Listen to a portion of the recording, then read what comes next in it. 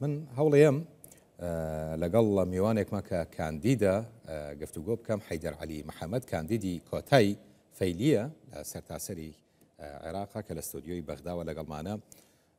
بەڕێز حەیدەرم کاتە باش، بۆچی لەسەر کۆتای فەیلیەکان خۆت کاندید کردووە؟ ئەتەوێت چی بۆ فەیلیەکان بکەیت و ئەگەر دەرفەتی ئێوەت هەبوو سەرکەوی بۆ پەرلەمانی عێراق چی پێشکەشی کوردانی فەیلیەکەیت؟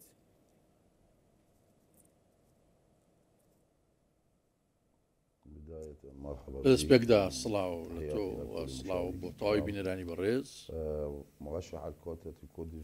پاڵێوراوی کوردانی فەیلی لە تا ئەمە نوێنەرایەتی پێکهاتەی کوردی فەیلی دەکات و ستەم لێ کراوە و پێکهاتەیە تا ئێستا بەمەفەکان نەگەیشت و کوردە فەیلەکان بەشێکە لە نەتەوەی کورد و گەلی کوردستان کۆکو سەرۆک بارزانانی ئاماژەی بۆ کردووە لایەن هەن کە ئەو پێکهاتە فەیلیە کوردیە داببڕن لە گەلی کورد و بیانکەنە نەتەوەیەکی سەربەخۆ کوردی فەیلی لە دەستپێکەوە قوربانی داوە لە چوارچەوەی تەواوی قوربانی دانی گەلانی عێراق بە تایبەتیش لە چوارچەوەی قوربانی دانی گەلی کورد هەندێک سیستەمی دیاریکرا و تایبەتیشن کە دووچاری بوونەتەوە و حکوومەتی عێراق لە بەرامبەر ئەوانەدا هەڵوێستی نەنواندووە کوردی فەیلی پەراوێز و پشتگوێ خراون بە تایبەت منیش پاڵێوراو لەو پێکهاتەیە ئازاری زۆرمان چەشتووە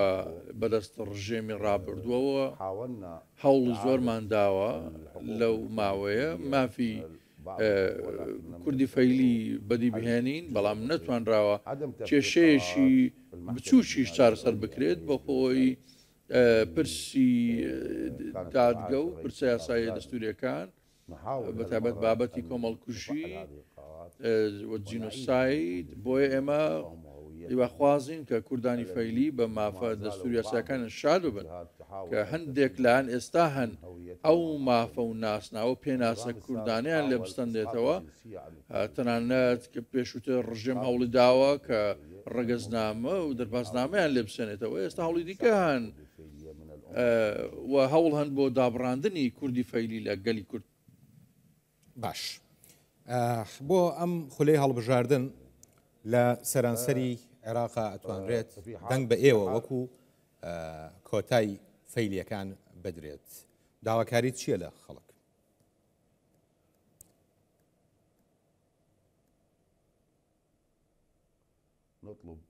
داوا دەکەین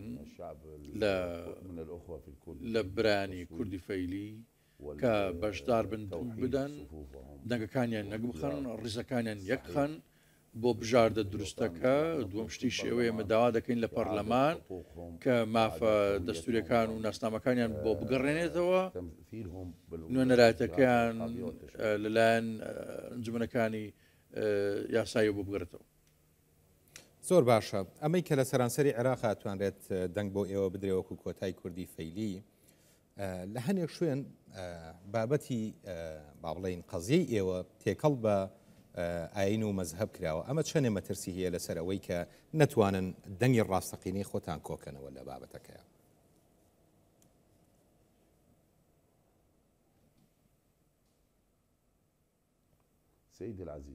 بەڕێز ئەو کورسیە لە ڕابردوو لە خولەکاندا تەنیا لە واسط دەنجی بۆ درا واتە لە خەڵکی واسط بە هەوڵ و تێکۆشانی پارتی دیموکراتی کوردستان و جێگیری سەرۆکی پەرلەمان بەڕێشاخەوان هەوڵ دراوە کە ئەو بازنێ فراوانتر بکرێت بۆ هەموو عێراق.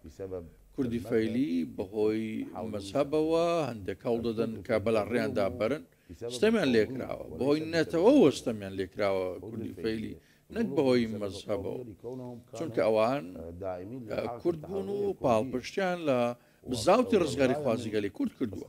ئاماندیش لە لێسەنەوەی ناسنامە لەو کاتە ئاوە بووە کە زیان بە پرسودۆزی کورد بگەێنن وەکو سەرۆک بارزانانی ئاماژەی بۆ کردبوو کە ئەو سەرۆکێکی بەرچاوی بزاوتی ڕزگاری خوازی شۆڕشی ئازادی خوازی کوردیە کوردانی فەیلی کاتێک کە ناسنامەیان لە دەسەندرێتەوە شوناسیان نامێنێت هەوڵ هەبووە بۆ ئەوەی زیان بە تەواوی پێکاتی کورد بگەێنرێت و زیان بە ئابووری کوردانی فەیلی لە بەغدا بگەێنرێت.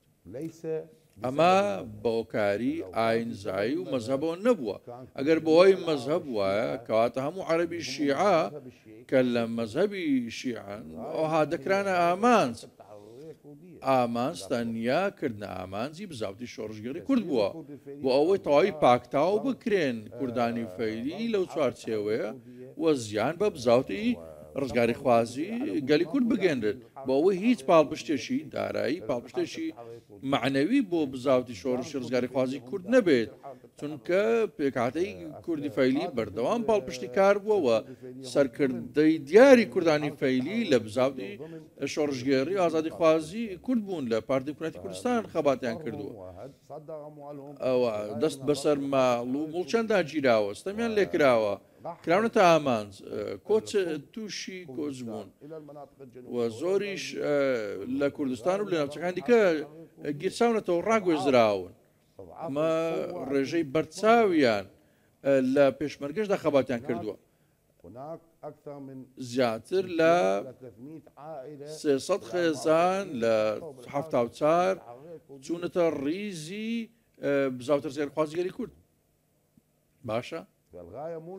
کەواتە برای بەڕێزم مەبەستی ڕژێمی عێراق مەزهب نەبووە چونکە ملیۆنان عەرەبی شیعە هەبوون لە بەغداد لە ناوچەکە کەواتە دووچاری هەمان چارەنووس دەبوونەوە.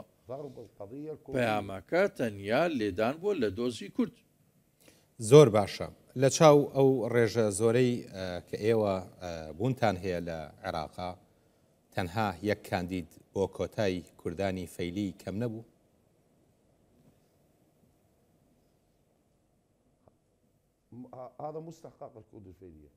ئەمە